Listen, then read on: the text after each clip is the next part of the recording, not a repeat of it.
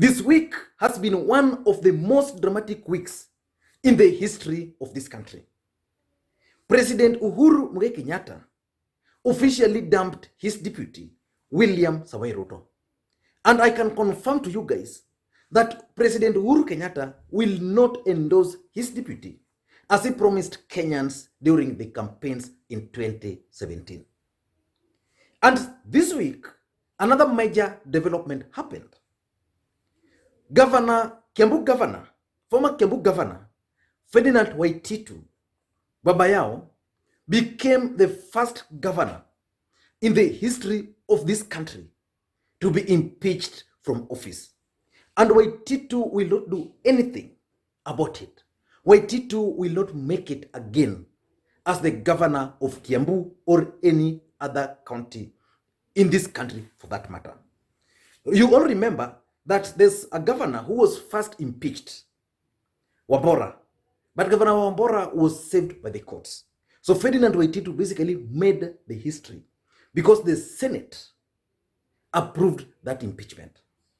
The courts, I can assure you, will not interfere with that process.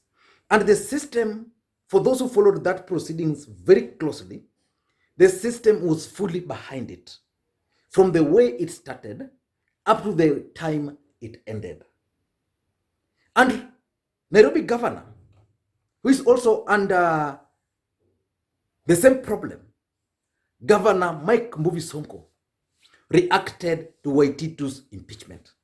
The governor, being a streetwise man, reacted by printing T-shirts supporting the Building Bridges initiative. The governor also branded several vehicles and trucks in support of the Building Bridges initiative, because there is a thinking that those who are being targeted are those opposed to the Building Bridges initiative. But why is Mike Sonko worried? Personally, I don't know why Mike Sonko is worried. Because from where I am certain that the system is just teaching Mike Sonko a political lesson. But Mike Sonko will serve his entire term. So today I want to explain to you why I strongly believe that Mike Sonko will not be impeached by the deep state the way they did to Governor Waititu. But before we do that, if you're bumping on this video for the first time, I want you to just take a second or two and hit the subscribe button so that next time we produce a video like this one, you'll get notified. Now back to the main issue. Will the deep state impeach Governor Mike Sonko? Because for the record, Waititu has been impeached by the deep state.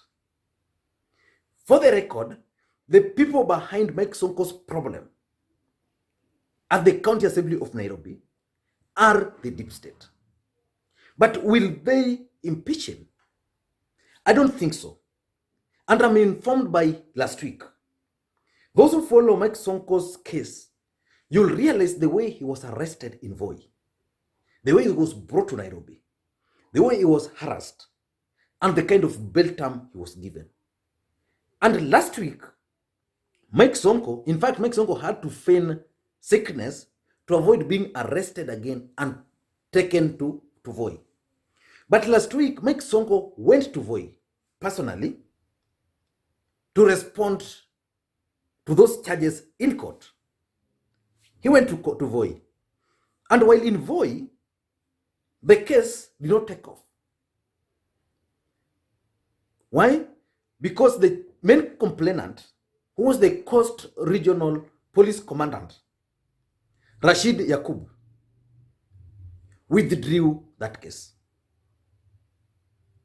So basically that case died.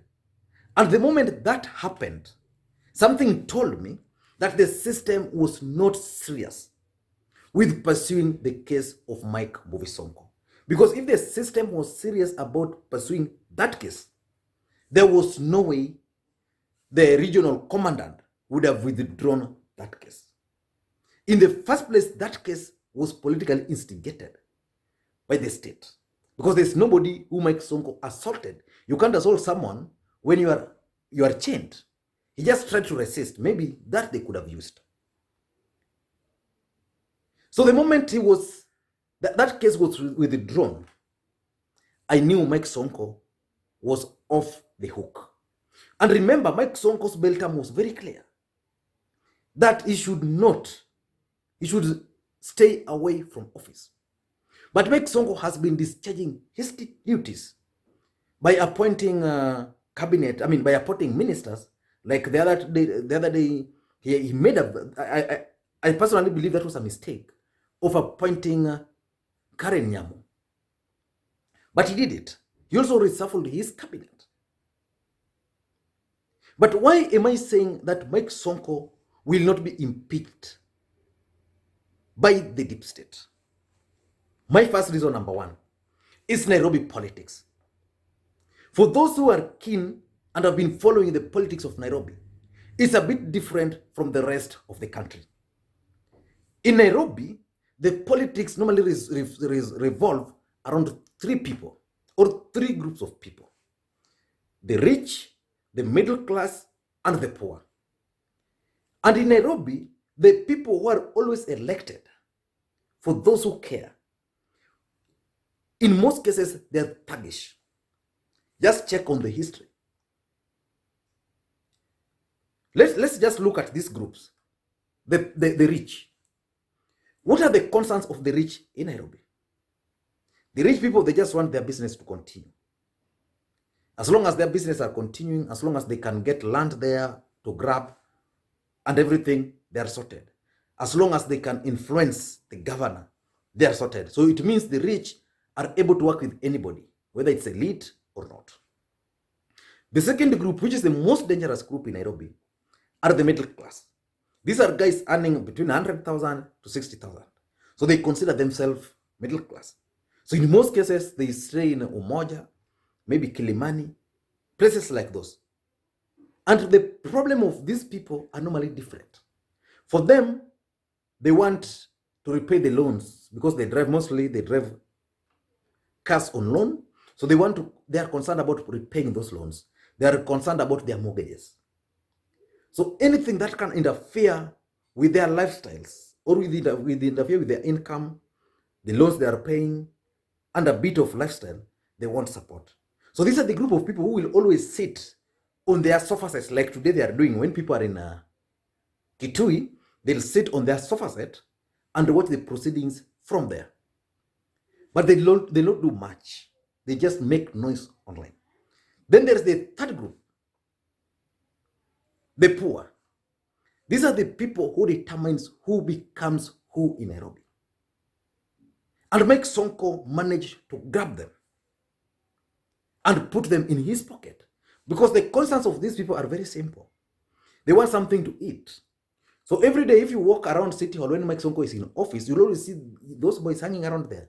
So any time Mike Sonko steps outside of his office, he gives them some money. Wanagawa 200, 300, they go back to the home. Mike Sonko goes into those estates. He provides them with water because their problem is water. So if in a month, Mike Sonko can take his trucks using the Mike Sonko rescue team, those trucks, and provide them with water, they are sorted.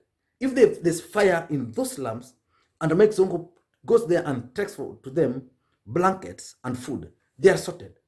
And Mike Sonko has managed to put these people in his pocket. And because Mike Sonko has this group of people in his pocket, the system, as things stand today, will not dare impeach Mike Sonko until such a time they'll find someone who can replace Mike Sonko at that particular level. So because of the politics of Nairobi, these guys will not impeach Mike Sonko. If I were to advise Mike Sonko, I'd advise Mike Sonko to do one thing: continue with whatever he was doing. Create that his Sonko rescue team. Use it to reach out to those poor people. Because these poor people, you just give them, they are concerned with the coffins. They are concerned with the transport for their dead ones.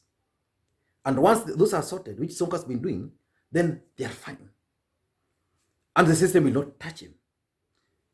Number two, the second reason in my view, is the Building Bridges Initiative campaigns. If Waititu is out, Kiunjuri is out. You take Mike Sonko out. What message are you sending out there? This is what this deep system, the deep state is currently figuring out. And because they have the Building Bridges Initiative campaign, and they're not sure of how Kenyans are reacting, they want the support. They'll want the support of Mike Sonko, because Mike Sonko is an elite. Is a populist politician. And that's why I think someone has advised Mike Sonko to get deep into the Building Bridges Initiative campaigns. And I'm sure in Kitui today, the person who stole the show, although he might not be there, is the Nairobi governor, Mike Sonko. If those vehicles and trucks and t-shirts will be in Kitui, rest assured, Mike Sonko shall have played his role. And that's exactly what these guys want. Because they are not sure whether Kenyans are going to reject that Building Bridges Initiative or not. So they can't interfere with someone like Mike Sonko, who has some support. Because if you kick Mike Sonko today, then you interfere with the politics of Nairobi and Ukambani, where Kalonzo Musyoka is still shaky, might also rebel. So they have to find a way of dealing with Mike Sonko at that particular level. Number 3, and I think I once opined on this, that the main reason why Mike Sonko was arrested and charged was that these guys wanted to check on the influence of Mike Sonko, especially on Nairobi politics. If Mike Sonko is arrested, what can William Ruto do? Because he was alleged to be an ally of William Ruto. And how will the people react? So the system has realized that Sonko can actually just be arrested and nothing will happen. So they won't do anything much to him again. Because if he was going to be arrested and something was going to happen, then these guys were going to go to the next level. Let's see if he impeach him, what is going to happen. So I think they have already achieved that, and they've realized even if you arrest Mike Sonko, there's nothing can be done, and William Ruto's influence in Nairobi really doesn't matter. Number 4, in my view, I think the system will also try to use Mike Sonko to checkmate Kalonzo Musyoka. I want to ask you a simple question. What is Kalonzo Musyoka's position on the Building Bridges Initiative? The other day, Kalonzo Musyoka met with William Samoei Ruto in Sudan. Do you think the system is not aware of what they discussed there? Johnson Muthama, who is a key financer of Kalonzo Musyoka, stated clearly that for them, they are going to support the Deputy President William Ruto. And this is the guy the system is trying to knock. So the system knows so well that the person to checkmate Kalonzo Musyoka in Ukambani is going to be this man called Mike Sonko. So they'll bring together Alfred Mutua, they'll bring together Charity Ngilu, they'll bring together Kivutha Kibwana, and then bring together Mike Sonko. So those 4 governors from Ukambani are enough to deal with Kalonzo Musyoka's threat in Ukambani and those Kambas in Nairobi and outside Nairobi. So they'll deal with that. And lastly, I think the deep state would also not want to be seen, in my view, to be targeting particular kind of people who are allied to the president. That's why Mike Sonko will be spared. Because by doing that, William Ruto will get sympathy from Kenyans. And by that sympathy, he will win hearts of a few. And the system is not keen on such kind of politics. So I want to tell you for sure that Mike Sonko is going to serve his entire term in office without any problem. But of course, that will only happen after the Building Bridges Initiative is passed. I don't know what you think, but that's my take. And if you're bumping on this video for the first time, once again, I want to ask you to just take a second or two and hit the subscribe button so that next time we produce a similar video, you'll always get notified by YouTube. And to the subscribers, I want to continue. Thank you guys for your continued support. Because without that support, this channel would not be where it is today. And just like I keep on making a request, the only request I make on this platform is one. I want you guys to help me create interactions, which you can only do. You can only help me create interaction by either giving the video thumbs up if you like it, or thumbs down if you don't like it. Because either thumbs up or thumbs down will let me know. If the thumbs up are high, then it means the video is good. If there are many, the thumbs down are many, then I know there's probably something which went wrong somewhere. Then I can be able to correct. And the best one is just to drop your comments. So what do you think? Do you think the deep state will kick out Mike Movie Sonko out of office? You can reach me also on my WhatsApp number, which is 0777 741323. Thank you guys, and please may you have a good day.